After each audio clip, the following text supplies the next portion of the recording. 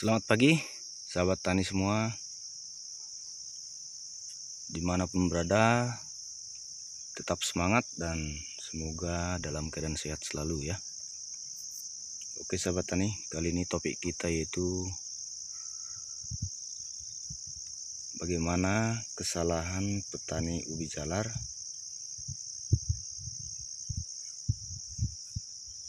saat melakukan penanaman sehingga hasilnya bisa tidak maksimal ya. Baik itu ubi jalar Jepang, ubi jalar ungu, cilembu maupun jenis lainnya. Seperti yang di hadapan kita sahabat tani. Nah, ini sudah selesai penanaman dan kita akan bongkar rahasia cara menanam ubi jalar yang baik agar tidak terjadi kesalahan ya.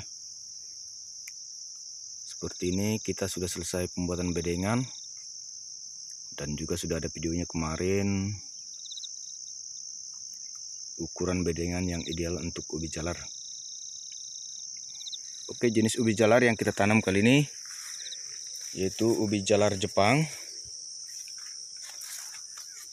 Ini baru sekitar 3 hari yang lalu ya.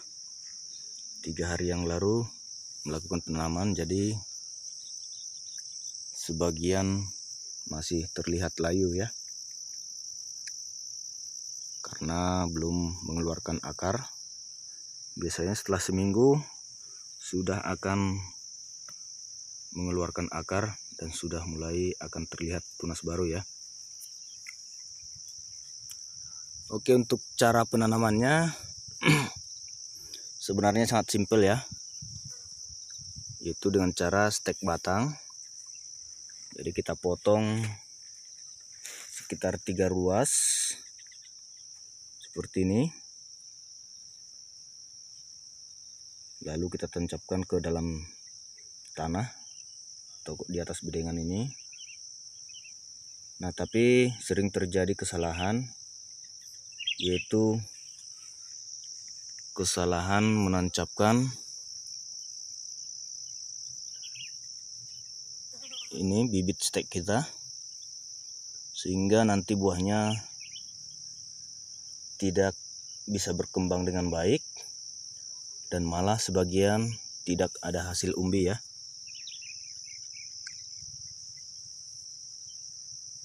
Jadi teman-teman yang pernah mengalami, yang sudah pernah menanam ubi jalar tapi hasilnya belum maksimal, teman-teman bisa lihat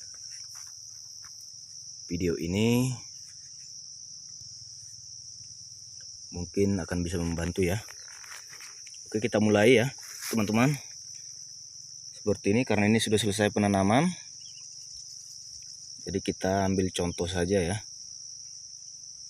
Kita cabut. Nah, seperti ini. Ini lumayan sudah ada akar ya, walaupun masih 3 hari setelah penanaman, karena memang kemarin ada turun hujan, jadi cepat perakarannya ya. Nah, jadi seperti yang saya pegang ini teman-teman. Untuk penanaman tidak perlu memang terlalu panjang ya. Nah, seperti ini hanya 4 ruas ya. 1, 2, 3, 4. Nah, terkadang sahabat tani ada yang menanam sampai 8 ruas, itu malahan akan menyulitkan kita nanti melakukan perawatan, karena tunasnya nanti akan cepat tumbuh terlalu banyak ya.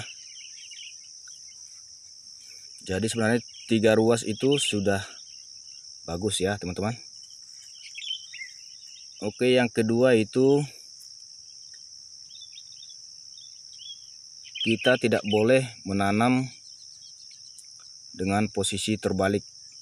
Nah, jadi sahabat tani harus tahu mana bagian pucuk tanaman dan mana bagian pangkal ya. Nah, seperti ini.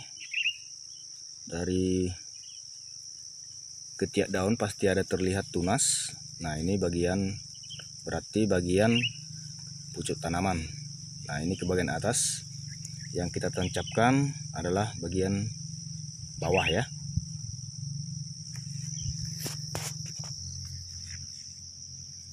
Nah, lalu kesalahan berikutnya, sering sekali para petani ubi jalar melakukan penanaman yang terlalu dalam. Nah, seperti ini mungkin karena takut tidak tumbuh ya. Jadi ditanam sampai sekitar 3 ruas. Nah, itu sebenarnya salah ya. Jadi itu sudah terlalu dalam. Itu juga bisa mengakibatkan umbi tidak bisa berkembang dengan baik, dan malahan nanti setelah usia panen kita melihat umbinya tidak ada, malah akarnya saja ya. Nah, jadi tips dari kami sahabat tani hanya boleh menancapkan sampai 1 ruas saja, sampai sini. Jadi sampai 1 ketiak daun ditancapkan ke tanah seperti ini ya. Jangan takut karena ubi jalar memang gampang tumbuh ya. Jadi jangan terlalu dalam ya sahabat tani ya. Nah, seperti ini saja. Dan tidak perlu harus bagian pucuk. Nah, seperti ini. Ini kan bagian pucuk. Semua bagian batang tanaman itu boleh menjadi bibit stekan kita ya. Seperti ini adalah bagian batang. Ini. Dan bahkan ada sampai bagian batang bawah. Nah, ini bekas akar dari batang tanaman yang kemarin yang kita jadikan stek. Nah, jadi ini akarnya. Tapi itu tidak masalah.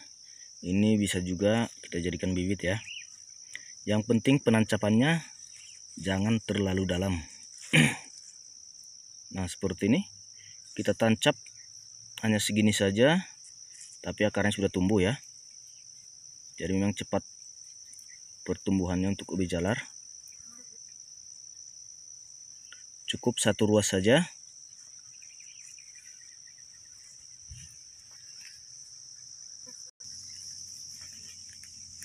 Nah, mungkin untuk cara penanaman itu mungkin tipsnya ya dari kami. Dan untuk keadaan bedengan, mungkin sahabat tani lihat ini banyak tumbuh rumput ya di pinggiran bedengan. Tapi ini sudah kami lakukan penyemprotan herbisida yang sistemik ya. Jadi ini belum terlihat mati. Biasanya setelah 2 minggu rumput akan mati. Jadi bedengan tetap bersih ya. Jadi rumput tidak akan mengganggu pertumbuhan stekan kita nanti. Oke, mungkin sekian dulu sahabat tani semua. Semoga tips ini bisa bermanfaat buat para petani ubi jalar dimanapun berada. Jika ada pertanyaan, sahabat tani bisa tuliskan di kolom komentar. Dan jangan lupa yang baru mampir untuk subscribe dulu agar bisa terus terhubung dengan kami untuk video-video selanjutnya. Oke, semangat pagi, salam subur, dan sampai jumpa di video berikutnya.